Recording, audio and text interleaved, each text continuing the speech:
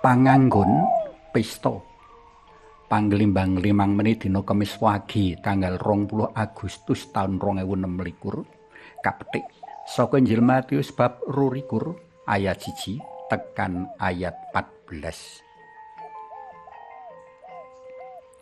Sawijining undangan pesta ulang tahun perkawinan kaping 50 alias pesta emas ndak tampa sawetara wektu kepungkur. Sing ngundang Bapak Bambang lan Ibu Valen Sakbrayat. Jroning pojok kiwa ngisor ulem ana cathetan katindes kandel kang unine mengkene kudu nganggo sandangan batik. Kanggo ngurmati kang kagungan gawe uga supaya ora dadi sandungan pring tamu liyane, aku mangkat nekani pesta nganggo klambi batik, celana dawa werna ireng lan pecisan gaya Manggarai Flores. Ketuk papan pesta aku kapapak dening panampa tamu kanthi kebak ing paseduluran. Awit berkah dalem Gusti, rerangken pesta lumaku kanthi lancar tan ana alangan lan reridu sawiji apa. Waosan dina iki narik kawigatenku merga ngemot pakon menganggo sandangan pesta. Banget wigatine panganggon pesta kapratelakake ana celatune raja pamengku gawe rikala menangi tamu kang ora menganggo panganggon pesta. Sedulur, kepriye anggonmu bisa mlebu mrene tanpa menganggo sandangan pesta? Raja mau banjur dawuh marang abdi-abdine supaya ngrangket si tamu murang tata mau sarta kalebokake ing pakunjaran.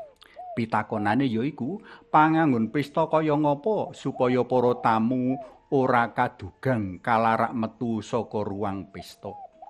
Pasemon dalem Gusti ora madeg dhewe saka budaya Yahudi, mula prayoga kasemak budaya wong-wong kang padha nekani pesta. Ahli kitab suci asma William Barclay ngandhakake menawa wong-wong kang antuk ulem pesta padha cecawis diri sak becik-becike selaras padatan pesta, saengga sak mangsa-mangsa pesta mau dumadi kari budal ngono wae. Tradisi liya ngandhakake menawa sinambi nyebar ulem si pamengku gawe wis ngedum panganggon pesta. Wong kang wicaksana mesti bakal nyimpen panganggon pesta saengga rikala ketuk mangsane kaenggo tetep pantes. Dene wong kang cubluk bakal migunakake panganggon pesta kanggo tandang gawe padinan saengga rikala dumadi pesta panganggon pesta mau wis ora pokro lan ora pantes kaenggo. Kanthi sandangan pesta Gusti kersa medhar sawetara gegeran. Sepisan kraton ing swarga tinarbuka kanggo sapa wae kang kepingin nyawiji manunggal ngaup ana jerone ora mawang wong becik wong dosa, wong Yahudi wong manca, bocah cilik wong diwasa, priya wanita uga panggawean kang dilakoni. Kapindho, konsekuensi kanggo wong kang kepingin manunggal ana kraton ing swarga kudu ngetut lan nyalarasake karo pakon, pakulinan sarta budaya kratoning swarga. Iku ateges marga panguwasa swarga mono pribadi kang luhur wicaksana semanak lan suci. Sapa wae kang kepingin nyawiji ana kratoning swarga uga kudu ngrasuk kapribaden luhur, semanak lan suci. Katelu, sandangan pesta wis kaadumake Allah wiwit wong melu wulangan katekumen utawa pangenalan persiapan dadi wong Katolik arupa kawruh, pakulinan lan pakon-pakon kekatolikan.